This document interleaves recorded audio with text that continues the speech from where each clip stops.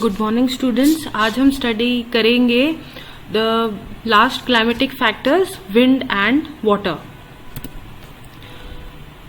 Wind the air in motion.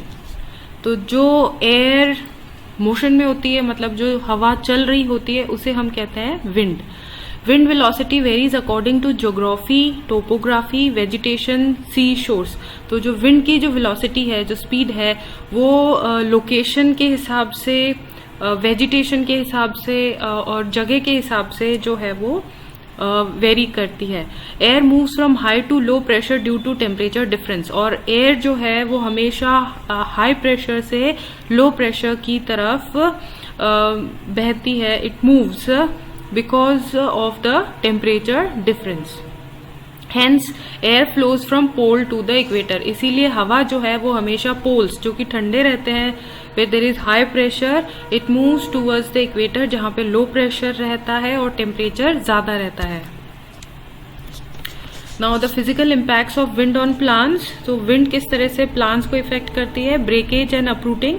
अगर हवा बहुत तेज होती है तो उस तरह से प्लांट्स इस तरह से टूट जाते हैं या फिर जड़ से उखड़ जाते हैं। डिफॉर्मेशन मतलब पहाड़ टेढ़े मेढ़े हो जाते हैं, जिसको कहते हैं विंड ब्रश्ड और द फ्लैग ट्रीज। कुछ टेढ़े पेड़ आपने देखे होंगे कोस्टल एरियाज पे, जैसे वो कोकोनट ट्री टेढ़ा, तो उस तरह से ट्रीज जो होते हैं they are termed as the flag trees और the wind brushed trees. Lodging का मतलब होता है फ्लैटनिंग ऑफ प्लांट्स, जैसा कि आप इस फिगर में देख सकते हैं। तो उसमें जैसे जो भी खेत में जो प्लांट्स उगाए जाते हैं वो फ्लैट हो जाते हैं। तो फ्लैट होने से क्या होता है कि वो सरफेस के कांटेक्ट में ज्यादा रहते हैं, जिसकी वजह से उनमें फ्लावर्स और फ्रूट्स जो है वो डेवलप नहीं हो पाते और इस तरह से जो क्रॉप है उसका प्रोडक्शन रिड्यूस हो जाता है, डिस्ट्रॉय हो जाता है। Then abrasion, that is particle of soil और आइस एक्सेट्रा। तो कई बार अगर आपने देखा हो कि ओले अगर गिरते हैं because of the high wind, with high wind velocity, तो क्या होता है कि पेड़ों में खड्डे तक हो जाते हैं। तो इस तरह से जब प्लांट्स डैमेज होते हैं या फिर अगर रेतीली आंधी होती है तो उधर उन रेत या सॉइल के पार्टिकल से भी प्लांट्स जो है उनके सेल्स, उनका सरफेस डैमेज हो जाता है, जिससे अगेन जो प्रोडक्शन है अगर प्लांट्स का, तो वो इफेक्ट होता है। देन सॉल्ट स्प्रे, ये ज्यादातर सी कोस्टल एरियाज में ही पाया गया है कि जो पानी, खारा पानी जो आता है बह के, उस और हवा तेज होती है तो हवा के साथ भी वो सॉल्ट जो है प्लांट्स पे डिपॉजिट हो जाता है या उससे प्लांट्स की सरफेस डैमेज हो जाती है। Now the fifth climatic factor is water. So water is a component of the hydrosphere. इसका total volume in global water cycle is 1.384 billion kilometre cubes. Sea water जो है वो सॉल्टी होता है और उसके अंदर अराउंड 33 to 37% सॉल्ट पाया जाता है, वाइल फ्रेश वाटर जैसे कि रिवर वाटर जो है उसमें सैलिनिटी सिर्फ 0.5% होती है, इसीलिए वो वाटर जो है वो ड्रिंकेबल होता है, हम उसको पी सकते हैं।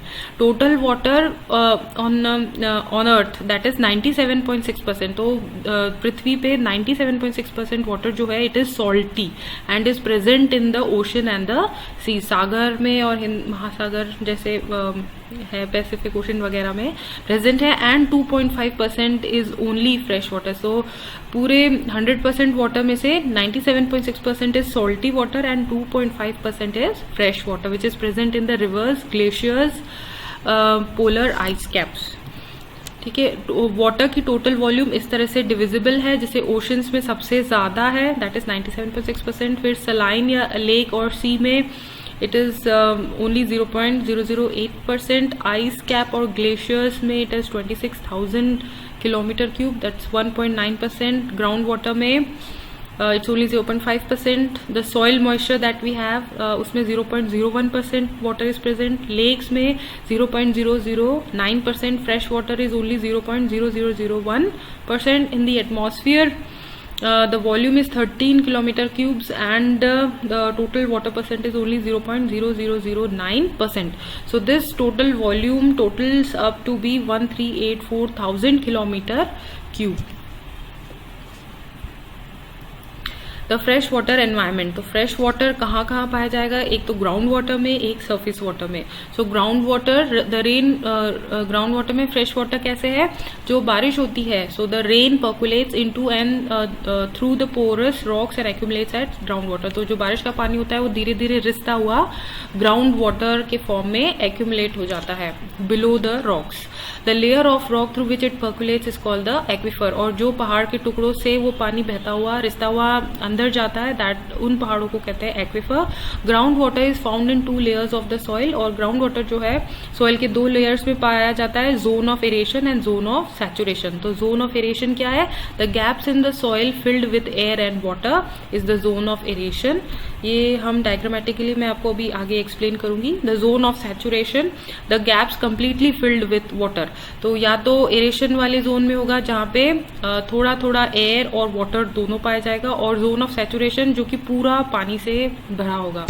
Then there is the water table, the boundary between the saturated and unsaturated zone may rise or fall as amount of groundwater increases or decreases. The zone of aeration is on the top of the water table. तो water table क्या है, it is वैसे ground water ही है वो, लेकिन उसका जो amount है ground water का वो depend करता है on the amount of rainfall, कि कितनी बारिश हुई तो उस हिसाब से वो vary करता है। तो जो बाउंड्री है between the saturated and unsaturated zone, it may rise or fall as amount of groundwater increases or decreases. The zone of aeration, so water table के just ऊपर is the zone of aeration, and then there is water table, and then there is the zone of saturation. Now the surface water, streams, ponds, lakes, reservoirs, canals and fresh water, wetlands, ये सब जो है they constitute the surface water, मतलब जो पानी surface पे, सतह पे रहता है। There are 2 types of habitats, अब इसके basis पे there are 2 types of habitats on the basis of the freshwater environment, the lentic habitat and the lotic habitat. Lentic habitat, standing water bodies like the ponds and the lakes. So lentic habitats वो है जिसमें stagnant water रहता है, जैसे कि जो पानी बहता नहीं है, जैसे कि ponds हैं हो गए या lakes हो गए। Lotic habitat वहाँ होगा जहाँ पे there is running water bodies like rivers, streams, waterfall, cascades, जहाँ पानी बहता रहता है, so there it is lotic habitat. तो ये फ्रेश वाटर एनवायरनमेंट है, आप क्लियरली देख सकते हैं। This is the unsaturated zone जहां पानी कम होगा। फिर ये जो लाइन है this indicates the water table, यहाँ से शुरू हो रही है water table. So this is the land surface, this is the surface water, and this is the saturated zone where it is full of water, and this is the groundwater. Then how groundwater occurs in the rocks. So there are crevices, rocks, they are crevised rocks, मतलब ऐसे खड्डे वाले पहाड़ होंगे, उनके अंदर air spaces होगी और स्पेसेस भी होंगी जहाँ से वाटर जो है वो पर्कुलेट करके ग्राउंड में चला जाता है। Water which is not ground water, तो ये जो ऊपर पानी है this is not ground water, ये जमीन से नीचे पर्कुलेट नहीं होगा। Held by molecular attraction surrounds the surface of the rock particle, और ये रॉक के पार्टिकल्स को के अराउंड सराउंडेड रहता है। ठीक है, so these are the gravels from where again there is air and there is percolated water and the non ground water. Now this dotted line shows the approximate level of the water table. तो water table यहाँ तक है, and नीचे जो area है that is all openings below the water table which are full of the ground water. और water table के नीचे there is fully saturated zone that is the ground water. Now this is the water table. So water table again, it is almost the same diagram, only it is showing this is with the saturated region or the zone of saturation, and the water table, and so ये ऊपर जो ये brown वाला हिस्सा दिख रहा है this is the zone of aeration which is unsaturated. Then there is this dark region that is the water table is starting from here, and here after that there is the saturated zone or the zone of saturation, and finally there is the bedrock. Now the hydrological cycle or the water cycle, जो water cycle है that is a complete cycle जैसे कि ocean से water evaporate होगा, it will go up and again come in the form of rain on the surface, and again जो ground water table है या जो सरफेस रन ऑफ है, सो उससे अगेन जो वाटर का जो लेवल है या अमाउंट है वो मतलब मेंटेन रहता है। सो ओशंस में इतना अमाउंट है पानी का, वहाँ से ओशन से इवेपोरेट हो रहा है कितना पानी, 413 यूनिट्स। सो आइस जो हैं they are constituting 26,350 units means kilometer cube of the water. Then this 413 is evaporating, and again there is ocean precipitation from which 373 is coming back to the oceans again. Then this evaporation is going to the land, ocean to land, the water vapor transport. So यहाँ पे from the remaining 413 373 तो वापस आ गया, अब 40 जो है it is going to the land, then 12.7 is going to the atmosphere, and then it is coming back on the land precipitation as 113 kilometer cube. Then from the plants also they are contributing a lot by evaporation and transpiration, so that is 73 and kilometer cube of water. ठीक है, and अब ये बारिश पानी आया, so around 178 kilometer cube is taken up by the rivers, then surface flow से 40 जो है it's again getting return to the ocean. उसके अलावा बारिश से जो पर्कुलेट होके ज़मीन के अंदर आ रहा है in the permafrost 22, soil moisture 122, then 15,300 kilometer cube of water is in the groundwater, and then from the groundwater also some amount of water is flowing out again to the ocean. So that is again balancing the amount or the volume of water which is present in the ecosystem or in the hydrosphere. Now types of rainfall and precipitation. अब rainfall कितने type के होते हैं? There are 6 types. Drizzle मतलब बहुत छोटे छोटे drops, बारिश के फुहार जिन्हें कहते हैं, so they are very minute drops floating in air. Rain drops of liquid water, then snow is a solid state of water, then sleet grain और पैलेट ऑफ आइस मतलब छोटे ओले, then hail they are ball और lump of ice, big huge pieces of ice falling from the condensed clouds. Then dew and frost, they are condensation of moisture. So basically they are, ये आप basically ओस जो है या फिर सर्दियों के टाइम जो फ्रॉस्ट है मतलब वो पानी जमना जो है वो आप देखते हैं on the fields or on the surface of the plants. Now rain is most important. India में जो है साउथ वेस्ट रेन होती है from June to September, south east rainfall होती है from September to October, and north east rainfall होती है from October to November. 45% जो है वाटर, रेन वाटर रिवर्स के थ्रू फ्लो होता है, 20% जो है it is going to the ground as ground water, and 35% जो है it is evaporated back in to the atmosphere.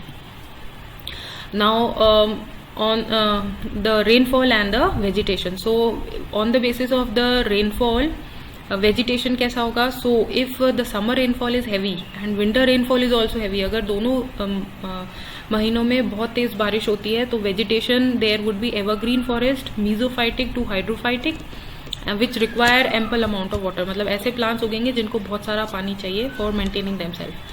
Now if summer rainfall तेज होती है और विंटर रेनफॉल हल्की होती है तो ये इस तरह कहा कैसा वेजिटेशन होगा वहाँ पे? It would be a grassland type of vegetation, मतलब घास ज़्यादा होगी जैसे कि सवाना, और उसमें भी जो ऑटम का सीजन होगा फॉल में वो एरिया डॉर्मेंट रहेगा, विंटर्स में भी डॉर्मेंट रहेगा और फिर इसलिए वो सर्वाइव कर पाएगा. देन अगर समर रेनफॉल और विंटर रेनफॉल दोनों ही लाइट होते हैं तो डेजर्ट टाइप का जीरोफिटिक हैबिटेट पाया जाएगा, मीन सारे कैक्टस वगैरह प्लांट्स जो हैं बबूल जैसे प्लांट्स पाए जाएंगे. अगर समर में रेनफॉल कम होती है और विंटर्स में बहुत ज़्यादा होती है तो स्क्लेरोफिलस या xerophytic plants with leathery leaves पाए जाएंगे, जैसे कि कॉनिफर्स, इस तरह के प्लांट्स पाए जाएंगे. अब शिम्पर्स के थर्ड लॉ के हिसाब से in tropical and temperate region the type of vegetation is conditioned by total amount and seasonal distribution of rainfall and humidity of air. तो शिम्पर के थर्ड लॉ के हिसाब से भी यही कह रहे हैं कि ट्रॉपिकल और टेम्परेट रीजन्स में जो वेजिटेशन रहती है, जो प्लांट्स जिस तरह के प्लांट वहाँ उगते हैं तो वो प्लांट्स जो हैं ऐसे ही होते हैं जो कि वहाँ के रेनफॉल और जो हवा में जो नमी रहती है उसके बेसिस पे ही वहाँ का वेजिटेशन या वहाँ के प्लांट्स होते हैं। Relative humidity, what is relative humidity? It is the amount of water vapour present in air. So atmosphere में जो वाटर वेपर प्रेजेंट है, वाष्प जो उपस्थित है, उसको हम कहते हैं relative humidity RH। To measure water content in the air it is expressed as percent, और रिलेटिव ह्यूमिडिटी को हम हमेशा परसेंट कहेंगे, जैसे 50%, 60% एंड मैक्सिमम इज 100%, और सबसे ज्यादा रिलेटिव ह्यूमिडिटी होती है 100%। इसको हम कैसे कैलकुलेट करेंगे? It is equal to moisture in the air now, मतलब अभी कितना मॉइस्चर है, divided by maximum moisture air can hold at the current temperature into 100। तो इस तरह से हम रिलेटिव ह्यूमिडिटी का परसेंटेज कैलकुलेट कर सकते हैं। तो अभी कितना एटमॉस्फेयर में कितना मॉइस्चर, जैसे 20% है अभी, और कितना मॉइस्चर अभी इस टेम्परेचर पे, जैसे 40% और वो अर्थ जो अभी टेम्परेचर है वो होल्ड कर सकती है, तो कितना होगा 20 divided by 40 into 100, so that would be 50%। Factors, तो कौन से फैक्टर्स रिलेटिव ह्यूमिडिटी को रेगुलेट करते हैं? एक तो सोलर रेडिएशन, अगर टेम्परेचर सोलर रेडिएशन लाइट की इंटेंसिटी ज्यादा होगी, रिलेटिव ह्यूमिडिटी कम होगी। टेम्परेचर ज्यादा होगा, रिलेटिव ह्यूमिडिटी कम होगी। ऑल्टीट्यूड ज्यादा होगा, relative humidity would be low, sorry relative humidity ज्यादा होगी, क्योंकि ऑल्टीट्यूड में हम जैसे जैसे ऊपर जाते हैं टेम्परेचर जो है वो रिड्यूस होता जाता है, तो टेम्परेचर रिड्यूस होगा तो रिलेटिव ह्यूमिडिटी बढ़ जाएगी। विंड ज्यादा होगी तो रिलेटिव ह्यूमिडिटी अगेन कम हो जाएगी।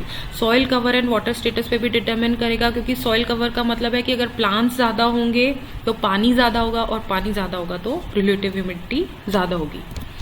नाउ रिलेटिव ह्यूमिडिटी हम कैसे मेजर कर सकते हैं? तो इसके लिए काफी सारे इंस्ट्रूमेंट्स हैं। बेसिकली जो इंस्ट्रूमेंट यूज होता है इट इज साइक्रोमीटर और अ हाइग्रोमीटर और अ थर्मोहाइड्रोग्राफ। सो ये साइक्रोमीटर है, this is a old kind of a psychrometer. ये जो है स्लिंग साइक्रोमीटर, मीन्स यहाँ से पकड़ के इसको यहाँ से पकड़ के इसको यू स्लिंग करते हैं, मतलब एक झटके से हिलाते हैं। So this moves from ear to ear and wick is dipped, इसको जो है थोड़ा सा पानी में डिप कर दिया जाता है और फिर इसको हिलाया जाता है।